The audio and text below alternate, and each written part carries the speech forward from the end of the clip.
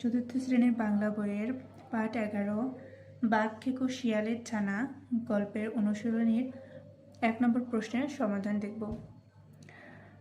ক কোন দুটো শব্দ শুনে বাঘ ভয় পেয়ে গেল?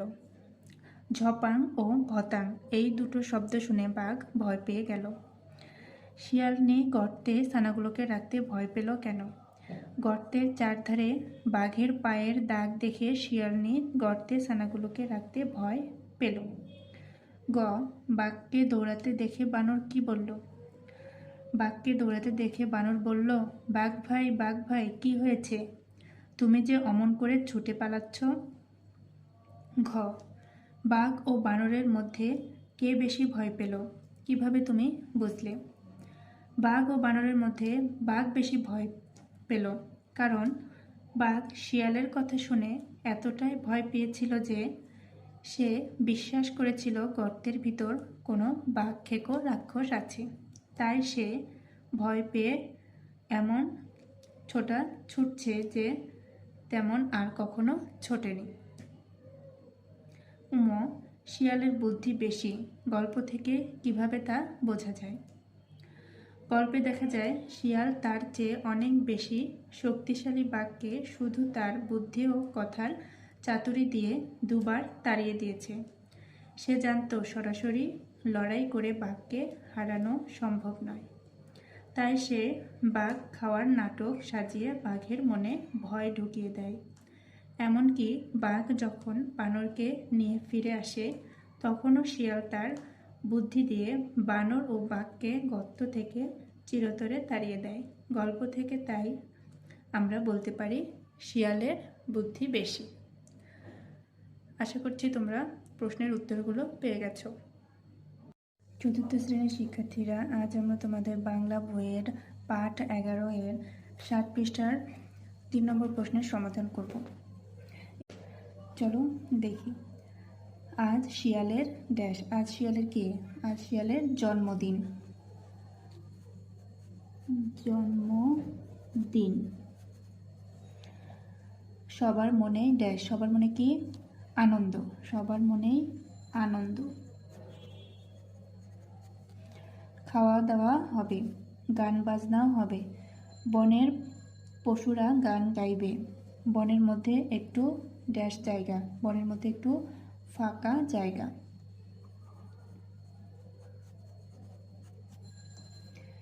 এখানেই হবে ড্যাশ আসর, এখানে হবে গানের আসর।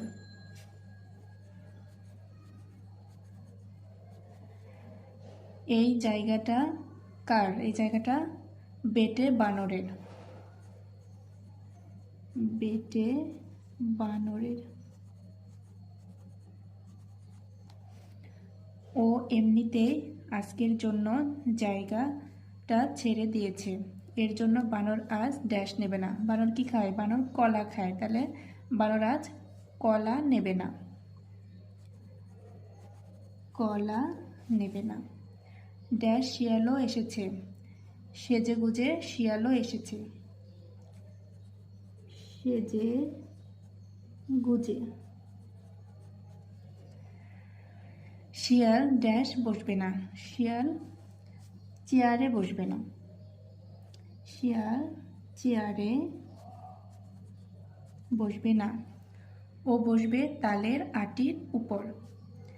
কে এনে দেবে তা? কেউ রাজি না। অনেক আলোচনার পর সেখানে ড্যাশ এসে দাঁড়ালো, বানর এসে দাঁড়ালো। ভ্যাঁ ভ্যাঁ করে বলল, শিয়াল আমার ড্যাশ ধরে খায়। শিয়াল আমার বাচ্চা। শিয়াল আমার বাচ্চা ধরে ধরে খায়। ওকে বলো আর যেন এরকম না করে। শিয়াল ড্যাশ হলো, শিয়াল রাজি হলো। শিয়াল রাজি হলো। শুরু হলো জন্মদিনের অনুষ্ঠান। আশা করছি তোমরা বুঝতে পেরেছ। এখন তোমরা নিজেরাই এই ছক থেকে শব্দ নিয়ে এই ফাঁকা জায়গায় শব্দগুলো বসাবে। এতক্ষণ সাথে থাকার জন্য ধন্যবাদ। চতুর্থ শ্রেণীর বাংলা বইয়ের পাঠ 11 এর 7 পৃষ্ঠার 4 নম্বর প্রশ্নের সমাধান করব। শব্দগুলো সাজিয়ে বাক্য তৈরি করি। এই এলোমেলো শব্দগুলোকে সাজিয়ে বাক্য তৈরি করব। চলো দেখি এই বাক্যে কি বলেছে। এই বাক্যটাকে আমরা সাজিয়ে লিখতে পারি, চুপ করে সবাই বসো।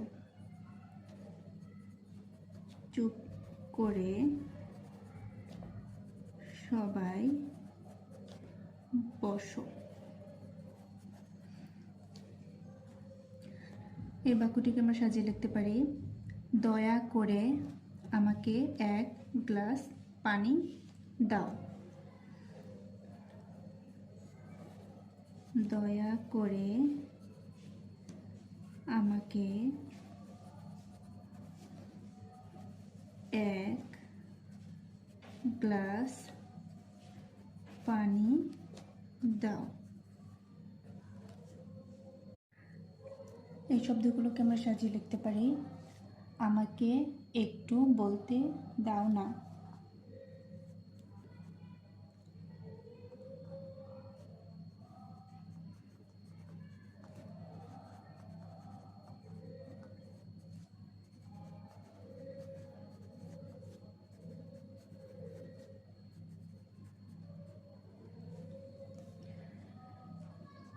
এই বাক্যটিকে আমরা সাজিয়ে লিখতে পারি, কি সুন্দর ছবি এঁকেছ। কি সুন্দর ছবি এঁকেছ।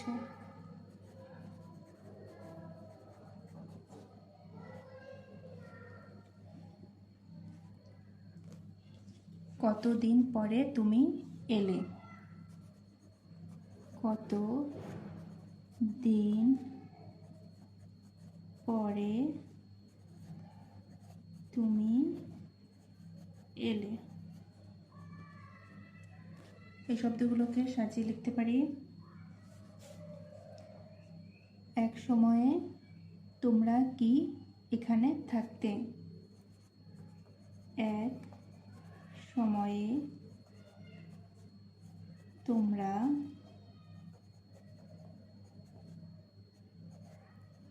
কি এখানে থাকতে।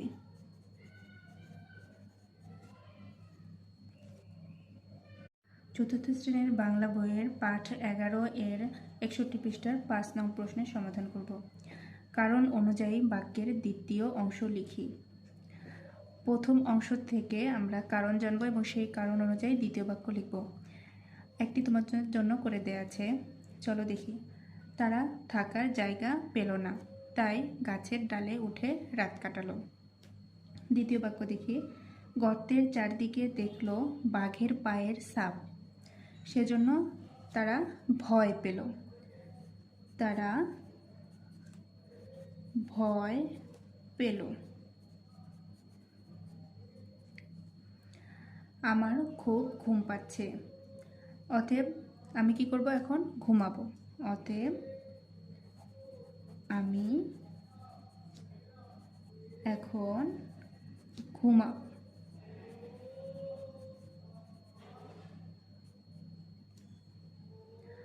আমার গানের কথা মুখস্থ নেই। আমার গানের কথা মুখস্থ নেই, সুতরাং আমি গান গাইব না। আমি গান গাইব না। আজ বিদ্যালয়ে যেতে পারিনি, ফলে বিদ্যালয়ে না গেলে আমরা কি অনেক পড়ায় বুঝতে পাই না। তাহলে আজ বিদ্যালয়ে যেতে পারিনি, ফলে আমি অঙ্কটি বুঝিনি। আমি অঙ্ক বুঝিনি।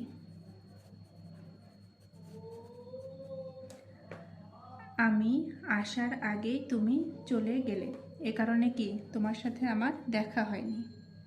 এ কারণে তোমার সাথে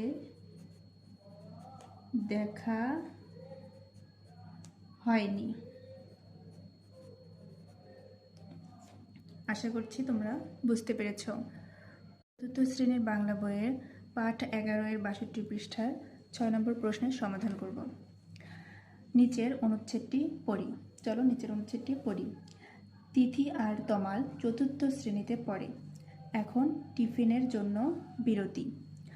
তমাল তিথিকে ডেকে বলল, আজ কী বার? তিথি আঙ্গুল দিয়ে ক্যালেন্ডার দেখিয়ে বলল, আজ রবিবার। তিথি আরও বলল, তোমার বার মনে নেই কেন? গতকাল তো আমরা স্কুলে আসিনি, শনিবার ছিল। তমাল হেসে বলল, আমি জানি। আরও বলল, দিনের নামটা তোমার জানা আছে কি না তা যাচাই করছিলাম।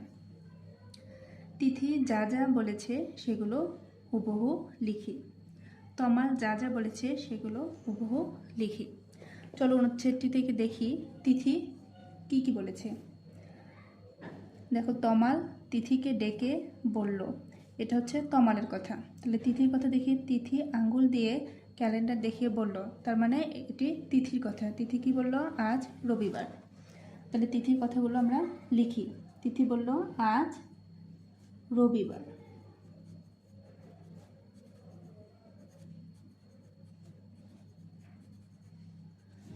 তিথি আরও বলল, তার মানে এটিও তিথির কথা। কি বলল? তোমার বার মনে নেই কেন?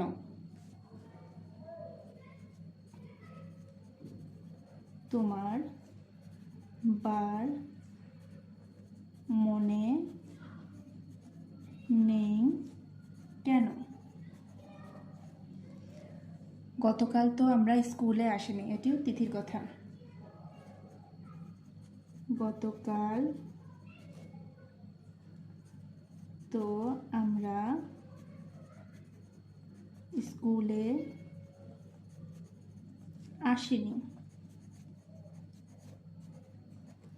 শনিবার ছিল।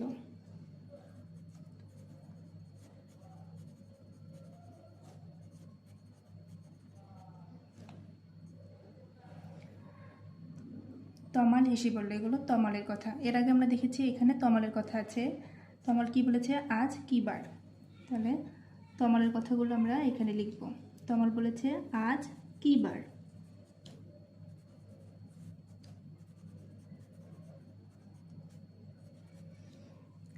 দেখো, এখানে তমাল বলেছে, তমাল হেসে বলল, তার মানে এগুলো তমালের কথা। আমি জানি।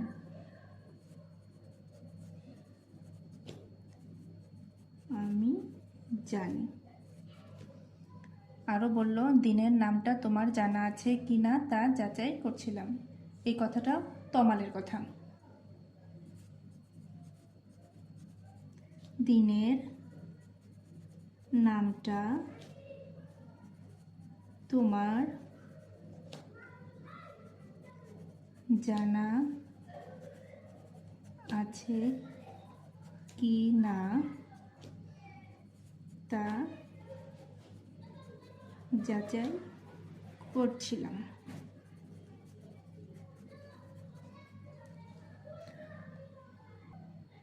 আশা করছি তোমরা বুঝতে পেরেছো। আমার ভিডিওটি ভালো লাগলে অবশ্যই আমার চ্যানেলটি সাবস্ক্রাইব করবে।